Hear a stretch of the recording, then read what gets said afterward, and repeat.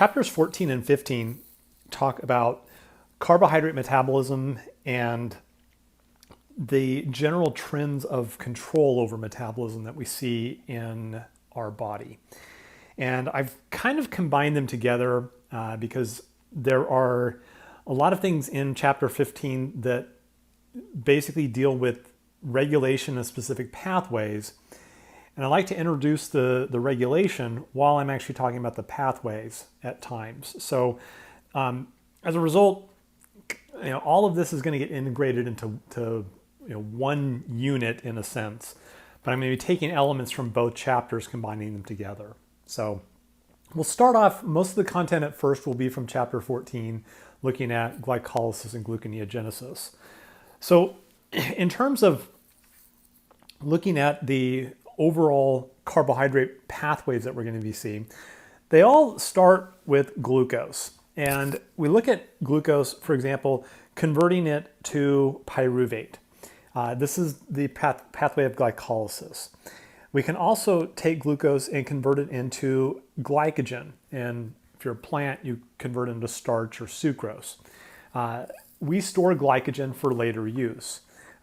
We can also do an oxidation pathway to convert it into ribose 5-phosphate. This would also be what would happen if we were going to make nucleotides. For example, if a cell was going to divide, it needs to make a tremendous amount of nucleotides, and thus it's going to need a lot of ribose. Also, we can do various structural polymers with glucose. Some of the molecules that we talked about back in chapter 7, all of those polysaccharides generally are going to be starting off from glucose and conversion of glucose into various other monosaccharides for incorporation into larger polysaccharides. So there are a lot of different pathways that are involved in glucose metabolism. Right now, we're going to focus on glycolysis and gluconeogenesis, which are two pathways that are somewhat the opposite of each other with a few key elements of difference. We'll talk about the pentose phosphate pathway, and then we'll also look at glycogen metabolism. So those are the pathways that we're going to look at over the course of these two chapters. So let's start with glycolysis.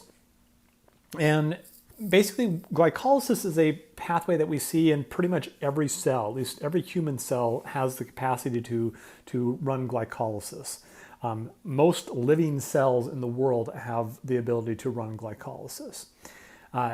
In terms of the movement of carbon through a pathway, glycolysis is probably the most carbon-intensive pathway of all the metabolic pathways we have in our body. In fact, basically meaning that more carbon generally goes through glycolysis than through any other pathway in our body. Now, there are 10 different reactions in the pathway. The rates of these different reactions are going to differ depending upon the cell. For example, what goes on in the liver is different than what goes on in the muscle, which is different than what goes on in the brain. So as a result, each of the steps, each of the enzymes that are involved in glycolysis, they're going to have different activities depending upon the specific tissue type. We can break glycolysis down into two phases. Largely we call it the preparatory phase, which is an energy requiring phase. We convert glucose into two molecules of trioses, the triose being glyceraldehyde 3-phosphate. Then we have the energy generation phase, or the payoff phase, where we take the glyceraldehyde 3-phosphate and convert it into pyruvate. The big difference between the two is that during the preparatory phase, ATP is invested. During the payoff phase, we actually see a recovery and a net production of ATP in the process. So ultimately, the products from one molecule of glucose, we would make 2 molecules of pyruvate, 2 molecules of ATP, and 2 molecules of NADH. And then we'll also discuss the fates of pyruvate. So what does pyruvate get converted into after glycolysis? And that's one of the kind of a very important feature of the different types of cells that we have, as well as different types of conditions with regard to oxygen availability. So if we look at the overall scheme of glycolysis, the preparatory phase basically takes glucose and converts it into 2 molecules of glyceraldehyde 3-phosphate. And this is right here is our glyceraldehyde 3-phosphate. Now, in so doing, you'll notice that there's ATP being used at this step and this step. So those are the 2 molecules of ATP that are used in the preparatory phase. Once we get to fructose 1,6-bisphosphate, we're going to break this molecule in 2, essentially cleaving the bond between carbons 3 and 4. And that will give rise to dihydroxyacetone phosphate, which we see right here, and the glyceraldehyde 3-phosphate. Dihydroxyacetone phosphate is then isomerized to glyceraldehyde 3-phosphate, and we end up with 2 molecules of glyceraldehyde 3-phosphate. So once we have our glyceraldehyde 3-phosphate, we then proceed through the rest of glycolysis, which is the energy generation phase. And we start by taking our glyceraldehyde 3-phosphate, converting it into a high energy molecule 1,3-bisphosphoglycerate. We do this by an oxidation reaction that produces NADH. And from there, we have a high energy phosphate that we can transfer to ADP, and we make ATP as a result. We then proceed along to get phosphoenolpyruvate here, which is another high energy phosphate containing molecule, which can also transfer a phosphate to ADP to make ATP. And keep in mind that we're starting off with 2 molecules of the glyceraldehyde 3-phosphate. So everything that you see in this below the glyceraldehyde 3-phosphate, we're doing it 2 times. So that's why, for example, there's 2 NADH, 2 ATP produced here, and 2 ATP produced there. Now, glycolysis has a bunch of coupled reactions, which we talked about in chapter 13. So if we think about the activation of glucose, we're going to see ATP used. Its hydrolysis is going to be coupled to the addition of a phosphate onto glucose, for example, or onto fructose 6-phosphate. Those are the 2 steps that use ATP. In the energy generation phase, we're going to see 2 steps that couple the hydrolysis of high energy phosphates to the synthesis of ATP from ADP. In the energy generation phase, the ADP phosphorylation that we see, the making of ATP, this is the only energy we are essentially getting out of glycolysis. Now, this is only about 5% of the amount of energy that we can get from a molecule of glucose. So ultimately, when we end up with pyruvate, we've only achieved a small amount of the energy that we should be able to get from our starting molecule of glucose.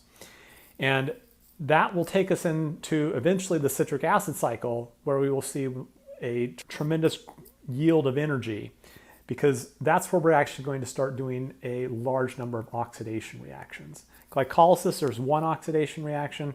Citric acid cycle, we're going to see far more oxidation reactions. That's where we're going to get most of the energy out of a molecule of glucose. Now, one thing we talk about in biochemistry is chemical logic. What is the chemical logic behind a pathway? So let's look at glycolysis and think about what's the logic of the steps that we are doing. And we're going to start off with glucose. And the first thing that we're doing is we're adding a phosphate to carbon number 6 of glucose. And ATP is supplying that high energy phosphate. What that does is the glucose 6-phosphate now has a 2 negative charge on it.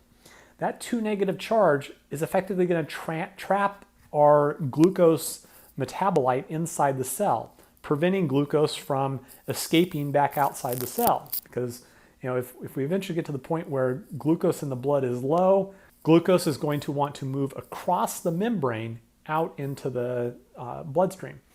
Now, by putting that phosphate on glucose, we essentially are trapping it in the cell, which is going to make sure that glucose is metabolized in the cell. So the next thing that we're going to do is we're going to take our glucose 6-phosphate and we're going to take our carbonyl group at carbon 1 and move it to carbon number 2. And the reason is that we need another primary hydroxyl because we already used the only primary hydroxyl from glucose. Glucose has a primary hydroxyl on carbon 1. We already stuck a phosphate on it. We need to phosphorylate it again. We need another primary hydroxyl, and that's where carbon number 1 is going to come into play. But to do that, first we have to move the carbonyl from carbon 1 to carbon 2. So now with fructose 6-phosphate, we've got that primary hydroxyl. We can once again stick a phosphate on it, and now we have a molecule of fructose 1,6-bisphosphate. We're now going to break fructose 1,6-bisphosphate by splitting it right in the middle between carbons 3 and 4, and as a result we end up with 2 trioses, dihydroxyacetone phosphate and glyceraldehyde 3-phosphate. And you'll notice that the ketone that was present in fructose 1,6-bisphosphate becomes the ketone of dihydroxyacetone phosphate. So that's kind of how we can track the movement of carbon through this pathway. Essentially, carbons 1, 2, and 3 of fructose 1,6-bisphosphate become dihydroxyacetone phosphate, and 4, 5, and 6 become glyceraldehyde 3-phosphate. So now we have to, if we're going to continue through glycolysis, we have to convert our dihydroxyacetone phosphate into glyceraldehyde 3-phosphate. And that's done by an isomerization identical to the isomerization of glucose 6-phosphate to fructose 6-phosphate. We're simply exchanging the ketone and the aldehyde in terms of their position. So the next thing that we're going to do is take our aldehyde and oxidize it to the corresponding carboxylic acid. But instead of releasing the carboxylic acid, there's actually a lot of energy that is given off in this reaction, and we can trap some of that by taking the resulting carboxylic acid and adding a phosphate group to it. What we get out of this is a mixed anhydride. If we think about phosphoric acid and sticking a carboxylic acid to that, that's essentially what a mixed anhydride is, and that's what we are creating with this molecule 1,3-bisphosphoglycerate. This phosphate is a high energy phosphate and can very easily be transferred to ADP to make ATP. Now we have a phosphate on carbon 3. We need to move that phosphate to carbon 2. Once we move that to carbon 2, we're going to convert 2-phosphoglycerate into a high energy molecule. And the way we're doing that is by a dehydration reaction. We're going to take away OH here and H here. That's going to give us a carbon-carbon double bond. And this molecule, if you think back to organic chemistry, this is an enol. And enols generally prefer to be in the keto form, as we see there. This is why phosphoenol pyruvate is so high in energy, because technically it wants to be in the form of pyruvate, but it's stuck in the enol form, so it wants to get rid of the phosphate in order to get converted into pyruvate. So that is the nature of the reaction that allows us to convert phosphoenol pyruvate into pyruvate so easily.